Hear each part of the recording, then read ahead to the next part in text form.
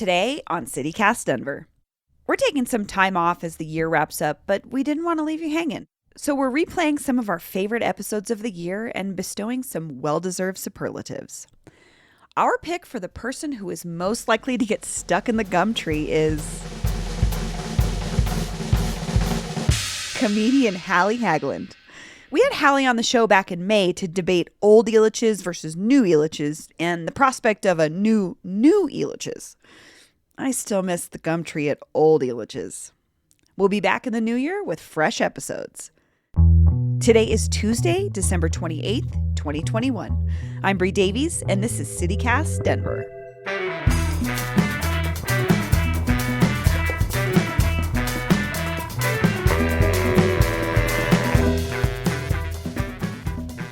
Which Elitches is your Elitches? Are you a Northside Elitches, Gumtree Elitches, live from the Trocadero Elitches? Or are you a new Elitches person? I'm talking downtown Elitches, Twister 2 Elitches, Six Flags Elitches. Elitch Gardens Theme and Water Park, that's its official name by the way, is opening to the general public this weekend after being closed for a year because of the pandemic. And with a major multi-billion-dollar redevelopment project hanging over its head, there might not be many more chances to ride the rides and see the sights. It's time to get in line. I was thinking about pulling some of that Six Flags music for this. Oh, the Vanga Boys? Is that da da da da da da da? Yes, I work out to their whole record, so yes. Really? Are you talking about the Vanga Boys?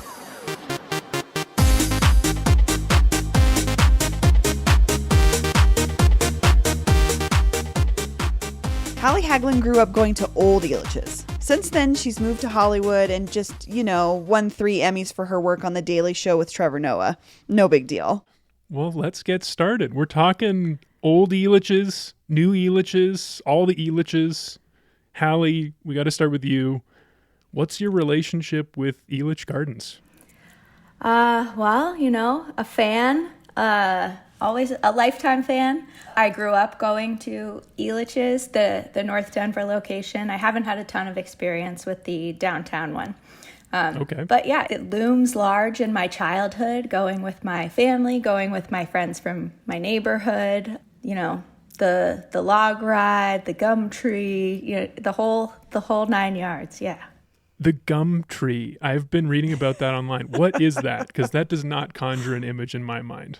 Oh, it's gross. It's gross, but in my memory, it wasn't gross at all. Like, when you're young and colors have this visceral beauty for you. Like, I remember it. So it was a tree when you were waiting to go on the log ride, formerly known as the Splinter. But I think there was more than one. It was like a cluster of trees because they ran out of space on just one, where people would stick their chewing gum on the tree when you were waiting in line.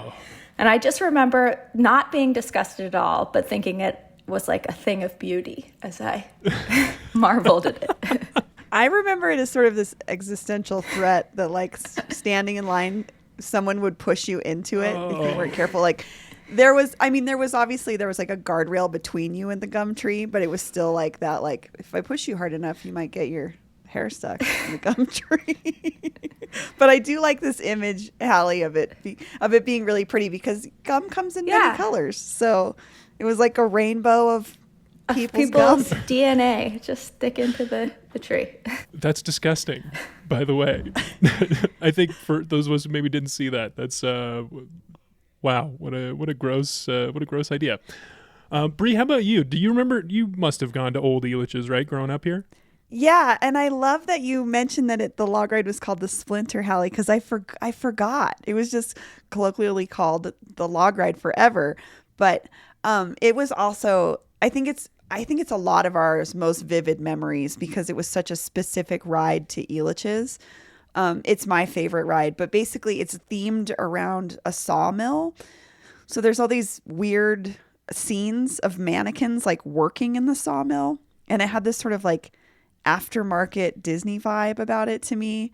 They weren't animatronics by any means. They were literally mannequins that moved Hallie, do you remember the mannequin over the log ride? I didn't remember it until you brought it up, but I totally remember it. Yeah. Okay, so I knew we were going to have this conversation about Elitch's, and I think now is probably the time to reveal that I've never been to new Elitch's, old Elitch's, any of the Elitch's. So I knew I needed some help. I collected some primary sources.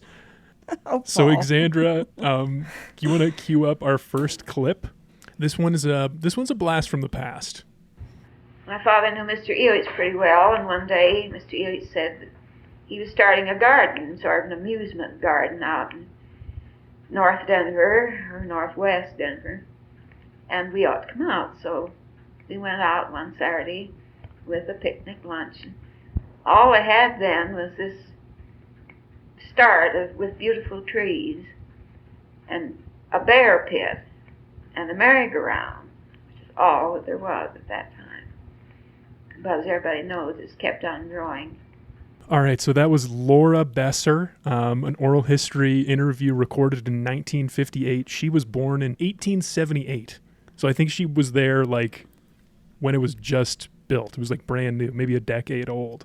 Hallie, does any of Laura's experience of Elitch Gardens resonate with your experience many decades later? I mean, I do remember that it was Elitch Gardens in the North Side location. So when I was sort of like talking to friends and family about memories for Elitch's in preparation for this, one of the people that I reached out to was my friend's dad, who is like a Colorado history expert. And one of the things he emphasized about Elitch's and Lakeside was that they were sort of some of the first places that people in Denver had to like gather. And they were sort of this big outlet for people that they didn't really have before. So this big place for people to congregate and just have diversion. And it sort of gave a social dimension to the city that it really hadn't had before. And I guess that's what it makes me think of when I hear that clip. That makes sense too, Paul, because it's pre-Mayor Spears City Beautiful movement. So we didn't have big parks yet. And these parks really functioned as that gathering space that Hallie's talking about. Like thinking about like if we didn't have a city park or a wash park, this was probably the closest that there was, you know, a big, beautiful open space with greenery and a bear pit, which I didn't know about. Well, yeah, I didn't know until I started looking into it that it was originally a zoo. Yeah. That's crazy. All right, okay. We should talk about new Elitch's. And I have another primary source I want to share. This is a Yelp review from a user named Lauren R. She gave Elitch Gardens 3 stars, and she wrote, "As a native, I harbor a special love for Elitch Gardens, but I'm sort of jaded. You know what I remember as a child about Elitch's? The effing gardens. Where are the trees and the plants providing shade and atmosphere inside the park? Six Flags and their stupid blacktop trying to cause dehydration to make you buy more drinks." So, Hallie, how did it feel for you when you heard that Elitch Gardens was going to move? The old one was going away. The promise of it sounded kind of exciting to have this amusement park in the middle of the city. And I think, you know, just optically, it looks so neat when you're driving by on the highway and you see this big roller coaster. But I actually, you know, I went there at least a couple times, and I remember feeling pretty disappointed and disillusioned with it. You know, I think that all the potential's there. The location is incredible. The history is there, but it's just, you know, it's unrealized. What are they doing wrong? They brought all the rides over. Yeah, well, but most of them are gone now. I know they had the rainbow for a little while. They still have the Sea Dragon, and they still have the Twister. So what that Yelp review reminded me of was the greenery and the gardens are, so for me, atmosphere is everything. And it's one of the things I remember most about Old Elitch's was like, the Wildcat was another roller coaster that they had at Old Elitch's that they didn't bring with them over, but it was surrounded by trees, like old mature trees.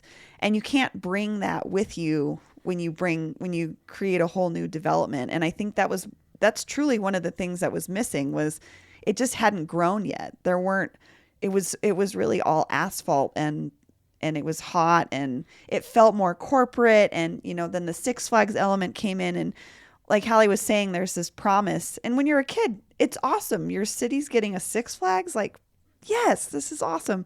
But it in comparison to the old one, it felt a little bit just too corporate, or just like not the soul that you wouldn't recognize as a kid, but what you knew was a feeling that made you feel good to go there wasn't there. Did they bring the carousel to the new Elitches? That's a good question. I don't know if it's the same carousel, because it's there, but that would be a good fact check for us to see if it's the original carousel or not. A quick pause for that fact-checking Bree just mentioned.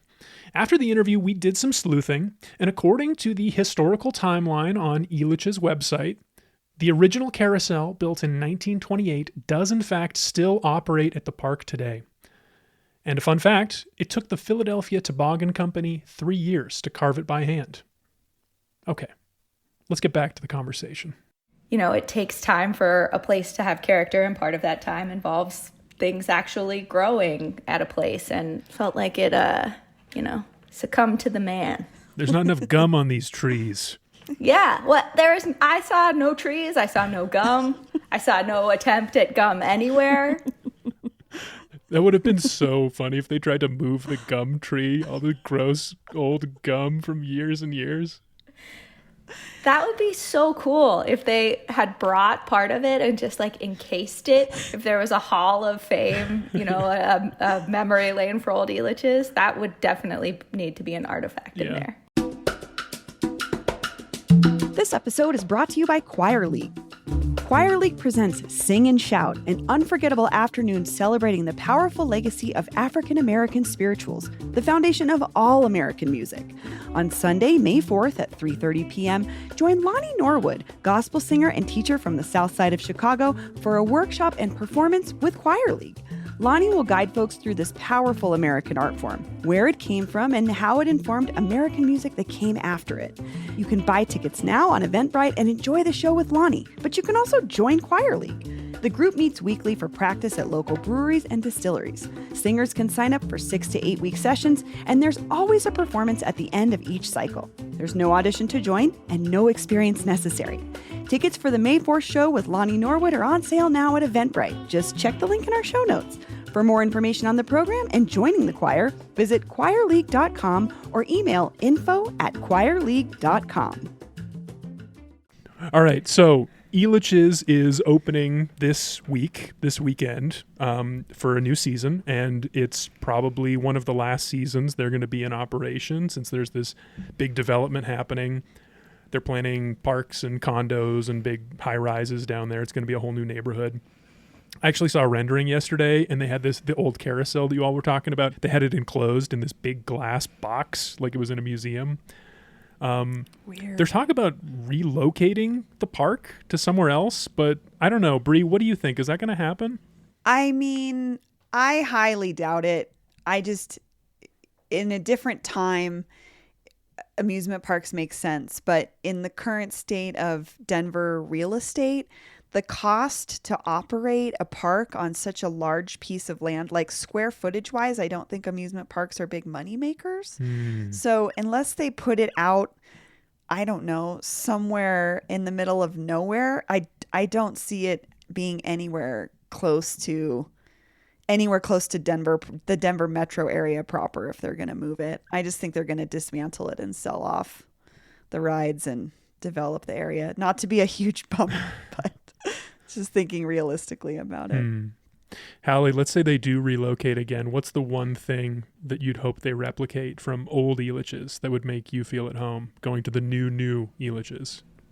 If they actually made an effort to, rather than like corporatize it, to sort of create a monument to the original Elitch's. There are so many places that, if you go to the new Yankee Stadium or the new Mets Stadium that have been built in the last decade, they all sort of have these spaces that are tributes to, the older iterations of what they once were. And I feel like if Elitch's did something like that, it would make it, it would connect it so much more with its own past and with what people remember about it, who, now have little kids who it would be fun to take there and tell them about their own memories. It was so fun to hear my family's memories of the place, and to sort of start that conversation among generations, I think would be really special.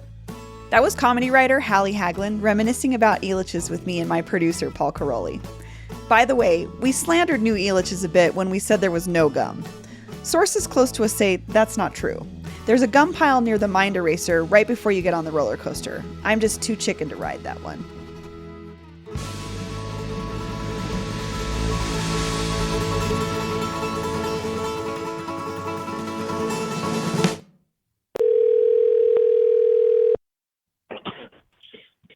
This is Reese. Hey, Reese, this is Paul Caroli from CityCast Denver. How are you this morning? Hey, Paul, how are you? After talking to Bree and Hallie, I had questions about the future of Elitch's. So I called up the guy who owns it, Reese Duggan, or owns part of it at least, along with our friendly neighborhood billionaire Stan Kroenke and a Canadian company called Second City Real Estate. And I won't take up too much of your time. I just have like a few questions about this River Mile thing and Elitch's. That's like the multi-billion-dollar effort to redevelop what's now Elitch Gardens into a whole new neighborhood, really. Correct. But I only really want to talk about the Elitch Gardens part of that, because that's what we're thinking about this week here on the show. What's the status of the park? Like where's its role in this broader, this much bigger thing? Hopefully, according to our plans, if all goes well, we'll have a brand new Elitch's, a new and improved Elitch's to look forward to in the not too distant future. Yeah, a new Elitch's? Yes, a new. This current park, Elitch's, was built in the early 1990s, and you can imagine, like most things in the world, technology has advanced and trends have advanced, and so as we look at our options to develop a new Elitch's somewhere in the metro region, bigger, better, stronger, faster, I think would be the phrase. So you said somewhere in the metro region. Do you have a spot picked out? We don't yet. We're actively looking at a number of sites and narrowing them down. So I'm getting more excited about the prospects for a new park. I'm not sure if you'd have a number right now. I mean, I imagine the pandemic changed a lot, but how many years left do you think the current Elitch's has? I'm not sure. There's a lot of variables there. Pandemic being one, economy being two, development cycles being three. So I can't really answer that, but I can tell you that we're actively working on development of a new park. So there's one specific thing that the other person we talked to about old Elitch's like really, really locked in on is like, this to me was Elitch Gardens. And I wonder if you think there's space for a gum tree at the new Elitch's. I love that. I love those stories of the old park. We definitely have room for a gum tree, but I think that's an indication how times have changed, perhaps. One of the big issues that we talk about as we plan a new park is water consumption. It's something that's changed since the first Elitch's was around back in the day. No one talked about water consumption and xeriscaping and how we're good stewards of water. That being said, I'm sure we can find a place for a single gum tree. Yeah. All right, Reese, I'm going to get in touch with you to talk more about the River Mile at some point, but I think that is everything I need for today, and thank you so much for the time. Of course. You let me off light this morning. Those were easy. All right. Hey, producer Xander McMahon here, wishing you a happy holiday on behalf of the whole CityCast Denver team. And I'm here to remind you that we won't have any fresh episodes until the new year, but stick with us. We have more superlatives to hand out this week that we're super excited about. Also, if you're feeling generous and want to give us a present this holiday season, a 5-star review on Apple Podcasts would be sublime. All right, we'll talk to you soon. I miss the old Elitches, straight from the go Elitches. Spit out the gum Elitches. It's tons of fun Elitches. I hate the new Elitches, the Twister 2 Elitches, the too pricey Elitches, the ride's dicey Elitches. I miss the sweet Elitches, afternoon treat Elitches. I gotta say at this time I'd like to go to Elitches. See, I'm worried about Elitches. If there wasn't any Elitches, if I look and look around and there's no more Elitches, I used to love Elitches. I even went through the troke. I thought I knew Elitches. What if Elitches had a ride like the one from the north side? Called I Miss the Old Elitches. Man, that would be so Elitches. That's all. It was Elitches. We still love Elitches. And I love Elitches. Like, Elitches loves Elitches. It's the worst, whitest impression of Kanye of all time. But the writing, Paul, is lovely. And I didn't do it justice. Did you really write that whole thing?